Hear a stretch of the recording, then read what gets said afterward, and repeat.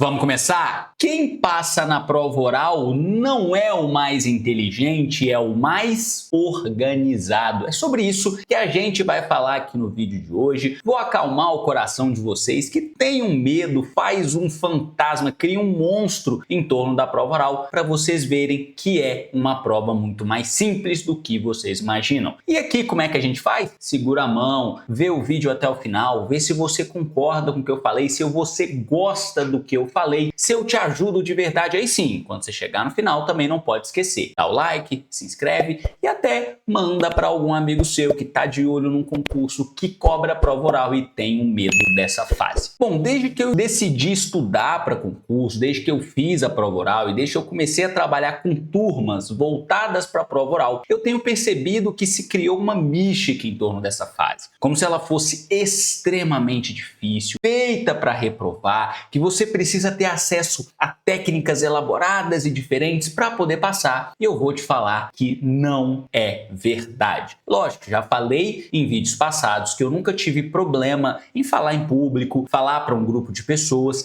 Então, é claro que isso facilita. Se você é uma pessoa que tem facilidade em falar, você já está com meio caminho andado para ir bem na prova oral. Só que se você é uma pessoa que não se sente muito confortável para expor as suas ideias em público, para falar para um grupo de pessoas, não fique preocupado que você também tem plenas condições de fazer uma excelente prova oral, e eu falo isso porque eu já vi diversos alunos meus nessa situação indo muito bem na prova oral. E aí a primeira coisa que vocês têm que entender qual que é a particularidade da prova oral. Ela é a primeira vez no seu concurso e talvez até na sua vida que você vai ser exigido de dar uma resposta que faça lógica, que tenha sentido, que seja bem fundamentada, de maneira falada. Então, no seu concurso, você teve a primeira fase, marcar X. Segunda fase, escrever textos. Terceira fase, naqueles que têm prova oral, você tem que falar a sua resposta. E estou falando que talvez isso tenha sido a primeira vez na sua vida, porque eu, por exemplo, me lembro de uma vez na faculdade que o professor de Constitucional 1 me cobrou algo assim para eu responder de maneira oral. Ele estava fazendo sorteios durante a sala e eu tive que falar sobre aquela teoria ali de Hess e Lassalle, sabe? A teoria da Constituição que a gente estuda. Aquela partezinha que ninguém gosta muito de direito constitucional. Talvez na minha vida escolar, né? Tô falando ensino médio, ensino fundamental, tenha sido chamado a falar em público umas 2, 3 vezes, assim, para responder uma prova. Não estou falando de apresentação de trabalho, não. Talvez umas 2, 3 vezes, só que isso é muito raro. E eu pego, às vezes, muitos alunos que passaram a vida inteira sem ter que responder uma pergunta oralmente. Então, a verdade não é que a prova oral seja extremamente difícil, seja algo de outro mundo ou seja um bicho de 7 cabeças. É que tudo aquilo que a gente não está acostumado costuma causar um pouco mais de medo na gente, entendeu? Então, imagina uma pessoa que por qualquer motivo nunca trocou um pneu. Precisei trocar o pneu do carro da minha esposa esses dias. Aconteceu de furar. A primeira vez que eu precisei trocar um pneu, muito provavelmente eu pedi a ajuda do meu pai, porque aquilo para mim naquele momento era algo assustador. Eu nunca tinha feito. Só que agora que eu já, infelizmente, já passei por isso algumas vezes, né? Porque ninguém quer ter que trocar um pneu. Isso virou muito tranquilo para mim. Isso serve para tudo na sua vida. Isso serve também para a prova oral. Então, a verdade, todo esse medo que você tem é, na verdade, a sua reação a algo que é novo, a algo que é diferente. E aí, como é que a gente faz quando a gente está diante de algo novo? Primeiro a gente enfrenta. Aquilo que é novo, que é diferente pra gente, só vai se tornar usual, só vai se tornar tranquilo se a gente se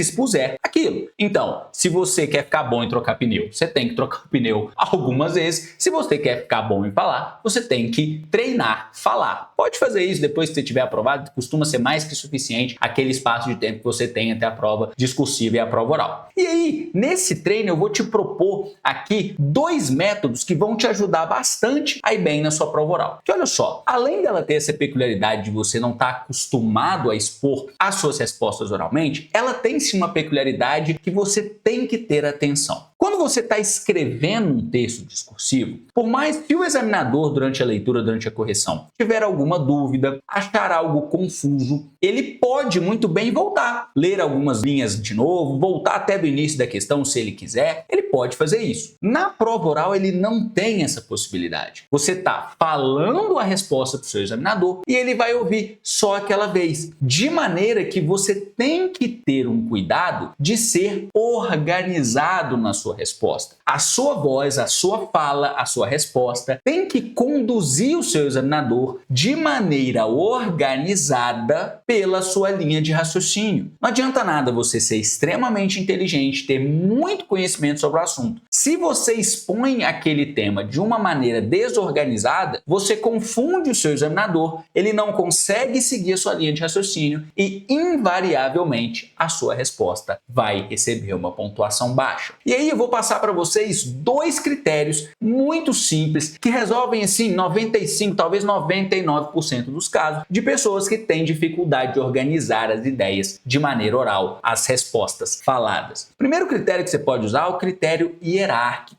E é muito bom trazer ele aqui para o direito, porque os fundamentos de uma resposta costumam ser pontuados. Nada mais é que o critério hierárquico você apresentar para o seu examinador como aquele tema é tratado nos diferentes diplomas legais. E você pode puxar desde a Constituição até atos infralegais, falar de resoluções, falar de decreto, claro, se você tiver esse conhecimento e se for aplicável na sua resposta. Olha só, imagine uma questão sobre licenciamento ambiental. O licenciamento ambiental não está ali pormenorizado na Constituição, nem tem que estar, mas ali naquela área, naquela parte em que a Constituição trata de meio ambiente, ela já deixa ali a partir do 225 parágrafo 1º, já deixa as bases ali do tema, então você pode começar a tratar, a falar brevemente ali sobre como a Constituição trata do meio ambiente, das atividades poluidoras. Aí você pode descer para a Lei Complementar 140, que também tem dispositivos ali que tratam das competências e falam sobre licenciamento ambiental. Vou ficar só com a Lei Complementar 140, mas você pode falar outros diplomas legais que também tratam sobre o tema, esgote o tema, fale tudo que você conhece e você pode descer até as resoluções do CONAMA, que tratam, e aí sim a gente esmiuça o licenciamento, traz as diferentes prazos e tudo mais, e aí você foi mostrando para o seu examinador, foi pontuando que você sabe toda a cadeia normativa do tema e ainda foi buscando pontos que eu tenho certeza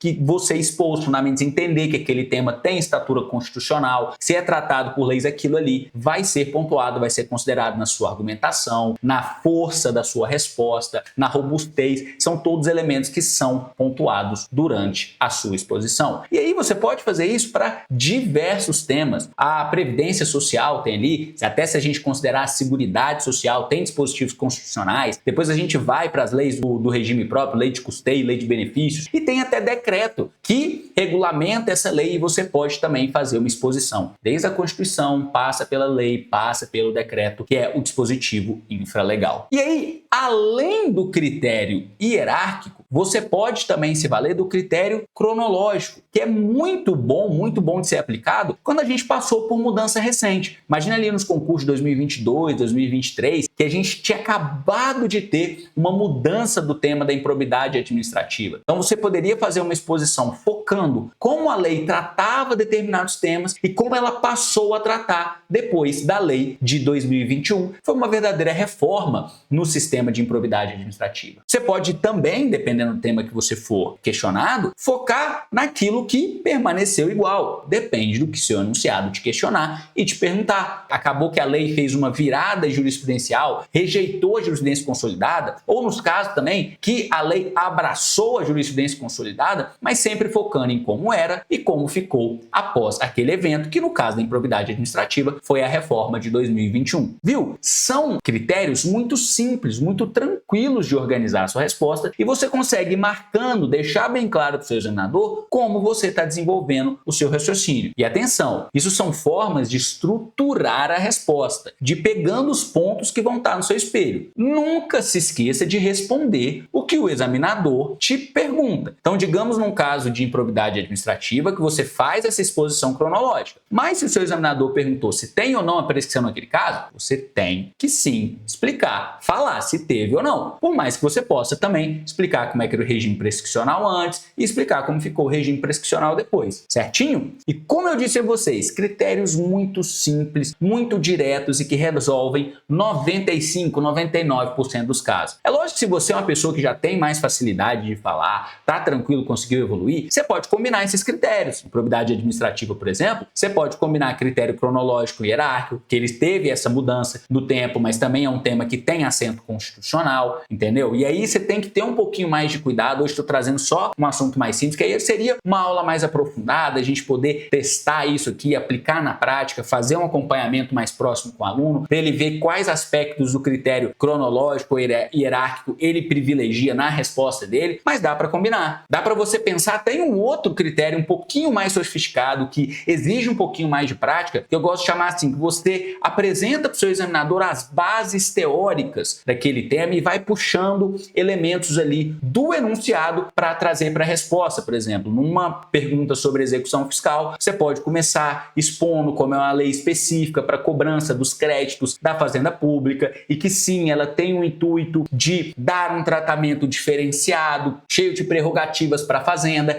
e ali você vai puxando elementos do seu enunciado para ir aterrizando aquilo que você falou abstratamente. Mas, de novo, combinar os dois critérios, hierárquico com o cronológico, ou até esse outro critério, que é o que eu chamo de bases teóricas combinados com elementos do enunciado, são estruturas mais sofisticadas. Você pode usar se você já for um falante um pouco mais avançado, não tiver muita preocupação assim com a prova oral, mas critério hierárquico e critério cronológico já resolvem 95% dos casos. Eu diria até 99%, porque na prova oral o que mais vale é você deixar o seu examinador identificar, conseguir que ele identifique o seu conhecimento que você está inserindo na sua fala. E se você está em dúvida quais concursos de procuradoria cobram ou não prova oral, é muito fácil, ó. joaomarcelooliveira.com.br. Partindo da nossa tela inicial, muito simples, ó. Ferramentas, Destrava Procuradoria. E aqui a gente já tem os principais certames de procuradoria, bastante informações aqui, e a gente vem, ó, prova oral. É só, pronto, já tá te falando quais que tem, quais que não tem. Você pode querer saber quais que tem mais férias, quais que permitem ou não a advocacia privada, tudo aqui para vocês. Isso aqui é bom porque você pode definir o seu alvo aqui, aí começar a registrar os seus simulados. Ó, isso aqui estava mostrando para o pessoal da turma de mentoria da AGU que está aberto, ó, que eles registrem aqui, que isso vai orientar como é que eles vão criar aqui, ó, o calendário dele de estudos. Olha como é que é fácil. Digamos aqui que essa pessoa já estudou tributário, já estudou financeiro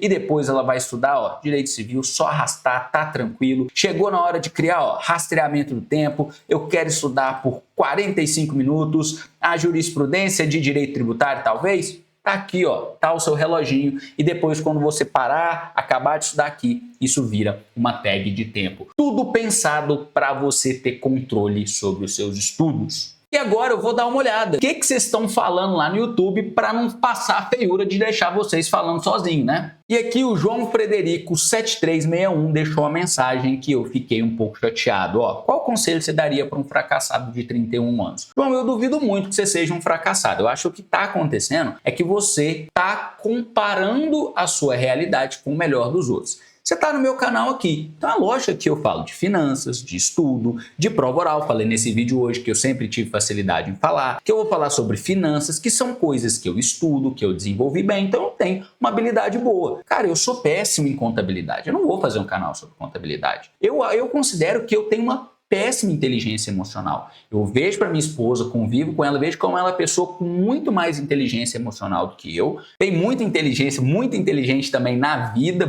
Eu fico vendo, caramba, como é que essa mulher é inteligente. E na inteligência emocional é um ponto que eu fico assim, caramba, eu tenho aulas com ela todo dia de ver. Eu preciso melhorar muito. Então você nunca vai me ver aqui falando sobre desenvolvimento pessoal, sobre a cabeça, porque eu tenho que evoluir muito ainda nesse ponto. E é normal, cara. E aí você vê uma pessoa que ganhou, sei lá, R$1 milhão no mês. Se ela fosse comparar com um famoso, com o Neymar da vida, que deve ganhar isso por semana, ela vai se achar um fracassado. Então toma cuidado. Primeiro que você está se comparando demais. Segundo, você está vendo, às vezes você está comparando o seu pior com o melhor das outras pessoas. Isso é muito perigoso. Então me manda uma mensagem lá no Instagram, vamos conversar. Não gostei de você ter esse tipo de pensamento não. E eu tenho certeza que se você observar a sua vida com uma lente imparcial, e às vezes é difícil a gente olhar para a gente de uma maneira imparcial, você vai ver que talvez você seja um fracasso em muita coisa, como eu disse aqui, que eu não sou muito bom, preciso melhorar minha inteligência emocional, preciso melhorar em 1 milhão de coisas na minha vida. Todo mundo tem essas partes que a gente não é muito bom, mas eu tenho certeza que você tem diversas habilidades que você é melhor que muita gente, mesmo que não for num exercício comparativo também, e que não te faz um fracassado. De verdade, vou até parar aqui para te escrever uma resposta, mas eu quero que você mande uma mensagem lá para a gente conversar, que eu não quero que você fique pensando nessas coisas, não. E aí, ó, até de propósito, eu deixei para ler aqui o comentário do professor Jorge Gustavo no vídeo que eu contei a minha trajetória, que ele fala: gostei muito do seu vídeo, obrigado por considerar a história das pessoas que têm dificuldade para passar. Eu passei depois dos 33, estudei por 7 anos e reprovei mais de 30 vezes e me senti representado. O influenciador do ramo dos concursos fez uma crítica a um vídeo meu e me chamou de fracassado porque demorei para passar. Fiquei bem chateado na época, você fez o contrário e se mostrou muito humano. Até me emocionei com seu vídeo, muito obrigado mesmo por nos considerar. Professor Jorge, eu que sempre agradeço vocês que vêm aqui expor a história de vocês, não tinha necessidade nenhuma de você contar, e até de propósito, eu escolhi ler o seu comentário. Veja só, o cara passou depois dos 33, estudou por 7 anos. Se você compara com a minha trajetória, eu passei mais novo e com menos tempo. Quer dizer que ele é um fracassado e que eu sou um vitorioso? Claro que não, cara. Eu não sei da história do professor Jorge Gustavo e sou capaz de falar, como falei nesse vídeo onde ele comentou, que talvez eu respeite muito mais a história dele do que a minha. Respeite no seguinte sentido: eu sei que existem pessoas que tiveram muito mais dificuldades do que eu. E talvez o professor Jorge tenha tido mais dificuldade na hora dos estudos, aí não estou falando nem da vida, talvez dificuldade mesmo de lidar com tanto de matéria, talvez nesse campo eu estude um pouco melhor, mas eu tenho certeza que tem um monte de habilidades que o professor Jorge Gustavo é melhor do que eu, e que eu sou melhor do que ele. É normal, a gente é pessoa diferente, cada um tem a sua história, cada um tem a sua história mesmo, e aí o problema é a gente ficar se comparando. Então, olha só para deixar bem claro que eu tenho ficado qualquer dúvida, eu não sei da história dele, ele não é um fracassado depois que ele passou dos 33, ele não é um fracassado porque ele estudou por 7 anos, ele teve a história dele e acabou. Cada um vai ter a sua. E assim, só sinto muito que esse influenciador tenha falado isso. É lógico que, eu sempre falo com meus alunos que eu vou falar de maneira direta com eles. Cara, se eu olhar para a sua história, para algo que você está fazendo e eu achar que você está fazendo errado, eu vou te apontar. Pô, acho que você tem que melhorar isso aqui. Mas isso jamais faz uma pessoa um fracassado, faz uma pessoa ruim, até porque eu sei que eu tive os meus erros na minha preparação e eu conto nessa história também que eu tive amigos que chegaram para mim e falaram assim, ó, vem cá, você está errando aqui, aqui, aqui. E eram pessoas que às vezes passaram com menos tempo que eu ainda. E aí por causa desse, é tudo uma questão de ponto de vista. Se a gente for comparar a minha história com a deles, eles passaram antes. Eles que me ajudaram. Então quer dizer que eu era um fracassado até o pessoal vir falar? Cara, pessoal, não fiquem pensando nesse tipo de coisa, beleza?